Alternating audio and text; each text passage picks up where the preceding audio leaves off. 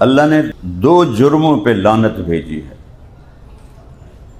ایک کفر پر لعنت بھیجی ہے، ایک جھوٹ پہ لعنت بھیجی ہے۔ فَنَجْعَلْ لَعْنَتَ اللَّهِ عَلَى الْكَاذِبِينَ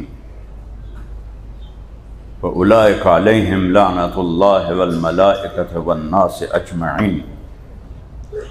اور میرے نبی کا بول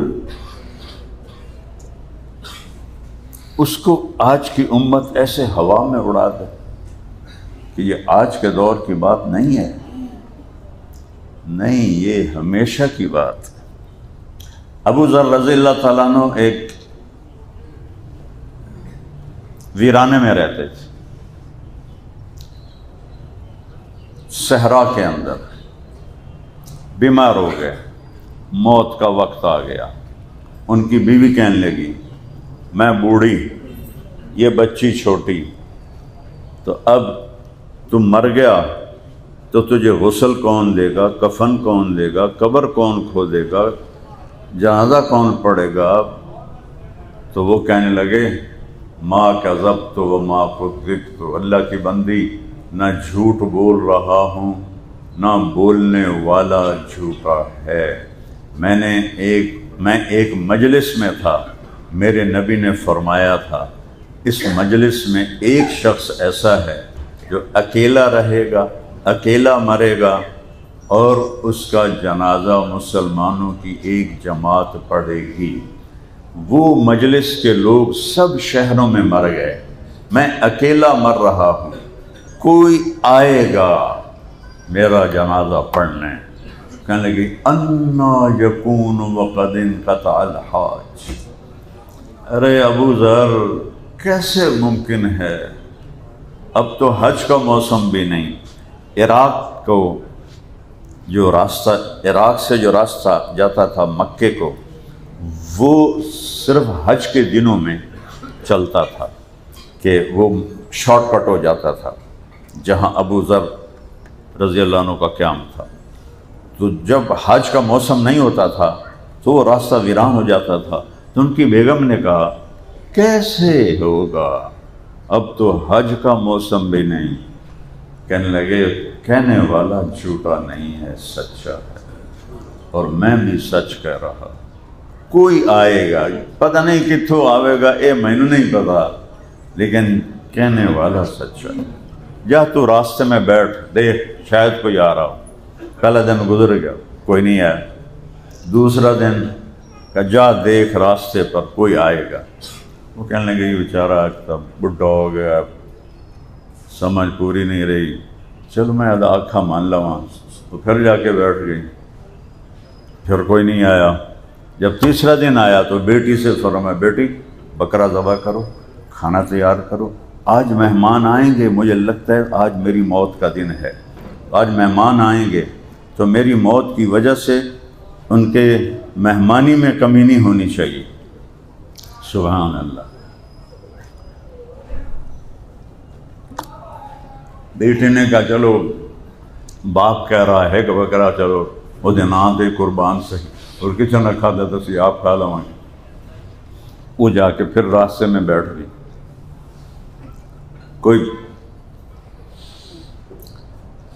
10-11 بجے کا ٹائم آیا تو دور سے غبار اڑتا ہوا نظر آیا۔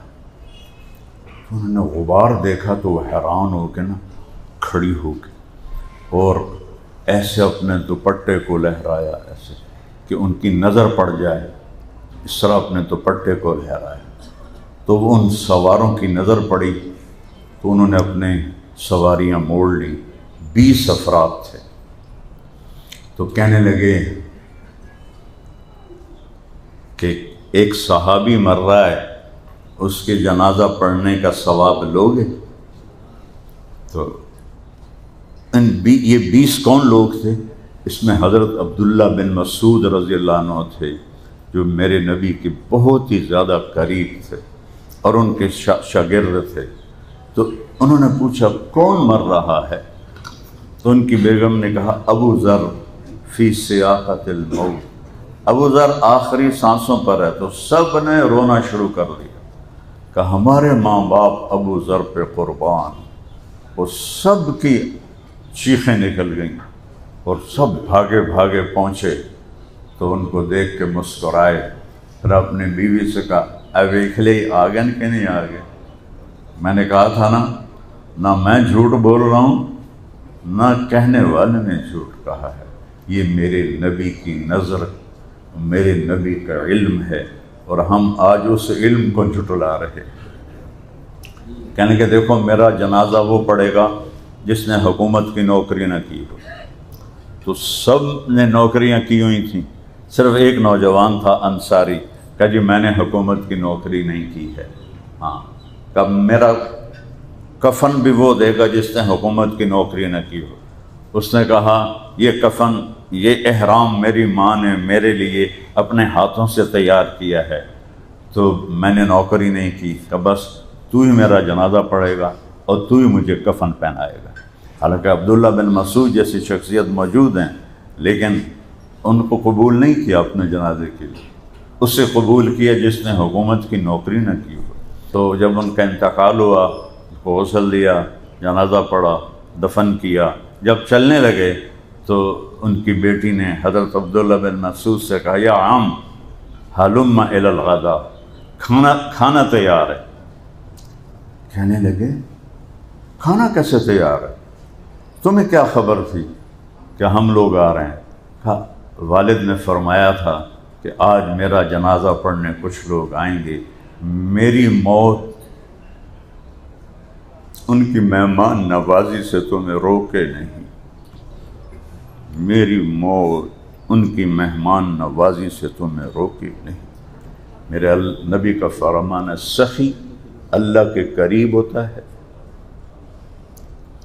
لوگوں کے قریب ہوتا ہے، جنت کے قریب ہوتا ہے، دوزخ سے دور ہوتا ہے۔